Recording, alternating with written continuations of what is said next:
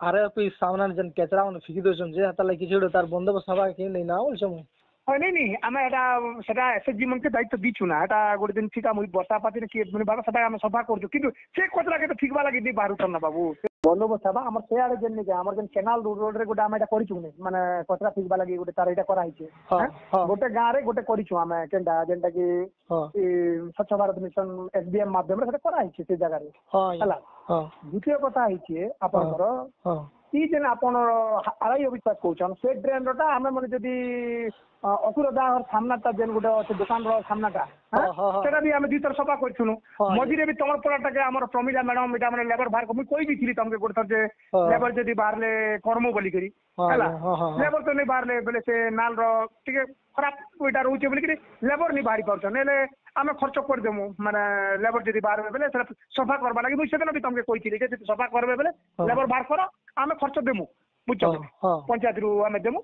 ଯଦି ସଫା କରିପାରବେ ବେଲେ ତାପରେ ଏବେ ଯେନ୍ ଏସଏଚଜି ମାନଙ୍କ ମାଧ୍ୟମରେ ଆମେ 15 ଦିନ ସପ୍ତାହ ଯେନ୍ ଗୋଟେ କରୁଥିଲୁ ଏବେ ସେ ସାଇକେଲର ଏଇଟା ପ୍ରୋବ୍ଲେମ ଏଟା ବି ଅସୁବିଧା ନାହିଁ ଆମେ ସାଇକେଲ ବନେଇ ବି ଦେଲୁ ନା କରି ବି ପାରମୁ ଏଟା ଅସୁବିଧା କିନ୍ତୁ ଲେବର ବାରବାର ଅଛି ତମର ଯେନ୍ ଡ୍ରେନଟା ଟିକେ ବେଶୀ ଖରାପ ହେଇছে ବୁଝଛ କି ନାଇଁ ହେଲା ସେ ଜିନିଷ ଟିକେ ଠିକ ଲାଗି ଲେବର ଟିକେ ନେଇ ବାହାରୁଛନ୍ ଯଦି ଲୋକାଲ ଲୋକ ମାନେ ବି ଘର ଗାଁ ତମର ପଡ଼ାଟା ତମର କେତେ ଜଣ ଯଦି ବାହାରି ଯେତେ ଆମେ ଦବାର ଲୋକ ଆମେ ତৈୟାର ଅଛୁ 4ଟା 5ଟା ଯଦି ବାହାରିଲେ ଆମେ ଟ୍ରାକ୍ଟର ନେ ପୁଣି ବୁଝିଲ କି ଗୋଟେ ଟ୍ରିପ୍ କରିକିରି ସେଟା ଠିକି ଦେମୁ ଆମେ ଏମିତି କରିବିଥିଲୁ କେନ୍ଟା ଏଇ ଯେନ୍ ଆମର ଅକୁର ଦାହର ଦୋକାନ ସାମ୍ନାଟା କରିଥିଲୁ ହେନ୍ତା ଠିକ ଅଛି ସେମାନେ ଘର ଘର କେତେଟା ଆଣି ଆସୁଛନ୍ କି ଯେନ୍ କେତା NSC ବାବା ସେଟା NSC ର ତ NSC ରେ ବାବା ସେଟା ତାଙ୍କର ତ ସେ ସିଷ୍ଟମ ଅଛେ ବୋଲନ ସେମାନେ ସେ କାନ ସେ ଗୀତ ଗୋଟେ ଗାଇକିରି ବୁଲସନ୍ କାନ କଚରା ଫିକ ସେ ଗାନା ଆମର ତ ସେ ସୁବିଧା ନାହିଁ ନା ପଞ୍ଚାୟତ ମନ୍ତ୍ରୀ ଯେ ଗାଡି ବୁଲବା ବୋଲିକିରି କିନ୍ତୁ ଯେନ୍ ଡ୍ରେନ୍ ମାନେ ଅସୁବିଧା ପଡିଛେ ଯଦି ଚୋକ ହଉଛେ କିମ୍ବା ମଇଳା ଅଛେ ଯେ ଆମ ଗାଁ ଗହଳି ଲୋକ ମାନେ ଲେବର ବାହାରବାର ପ୍ରୋବ୍ଲେମ ହଉଛେ ଡ୍ରେନ୍ ସଫା କରବାର ବୁଝଛ ଏବେ ଟାଉନ ଅତି ତାଙ୍କର ଗୋଟେ ଜବ୍ କଲା ପରେ ପଇଛନ୍ ସେମାନେ ରହିଛନ୍ ବୁଝଛ ଯେନ୍ତା ବି ସଫା କରୁଛନ୍ ସେମାନେ ଆମର ଗାଁରେ ବାହାର କର ତମେ ପାରୁଛ ଯଦି ବାହାର କର ଚାଲ ତମେ ନି ବାହାର କଥା କହିବେ ସିନା ଏଇଟା ମୁଇଁ ତ କହୁଛନ୍ ତମକେ ଏବେ ବି ଯଦି 4 5 6 ଜଣ ବାହାରୁଛନ୍ ଡ୍ରେନ୍ କେ ସଫା କରବାର ଦାୟିତ୍ୱ ମୋର ବୁଝଛନ୍ ଆପଣ ବାହାର କହିକରି ଯଦି ରୋଡରେ କରାହେଇଥିଲା ସେନା ସେ କଚରା ଫିକବା ଲାଗି ଗୋଟେ ଗାଁକେ ଗୋଟେ SBM ତରଫରୁ କରାହେଇଛେ ଡାବରି ଗୁଡାନେ ଗୋଟେ ହେଇଛେ ଡୁମରବାଲ ରେ ହେଇଛେ ଗଲେ ଗାଁରେ ଗୋଟେ ହେଇଛେ ଗୋଟେ ଗାଁ ଦୁଇଟା ନି ଆସିକି ଏନ୍ତା ଗୋଟେ ଗାଁ ଫାଷ୍ଟ ନାଇଁ ହେ ବୋଲଥିଲେ ପରେ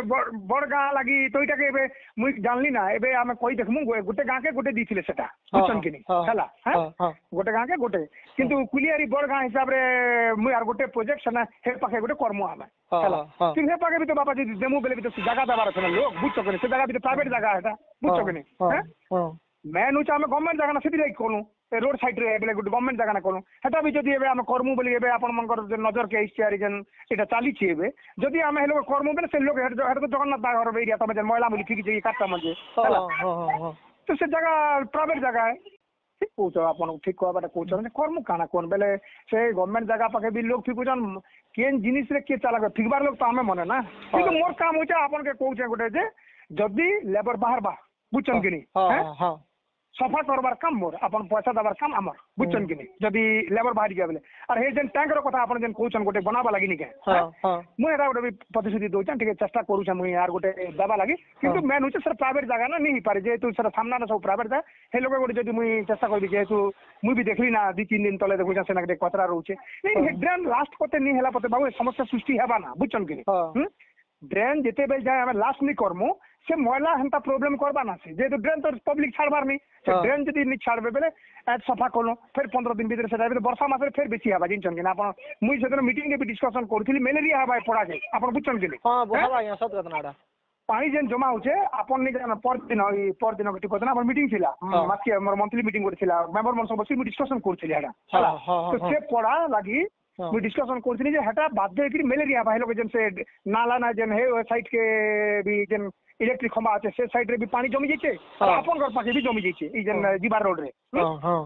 एति लगी ମ୍ୟାଲେରିଆ हेबार संभावना আছে बुझछन कि কিন্তু लोग जदी सचेतन नै एबार ड्रेन जदी नि छाड़बे आम घर के जोचे आमे नै छाड़ू आम घर के जीवा बेले ड्रेन गुड तो दरकार ना बाबा ड्रेन नि हेले केनता हबा एबे मुई सफा कर दी पारा 2-4 दिन भीतर आपन जदी लेबर देबे मुई काल के भी सफा कर देबी बुझछन कि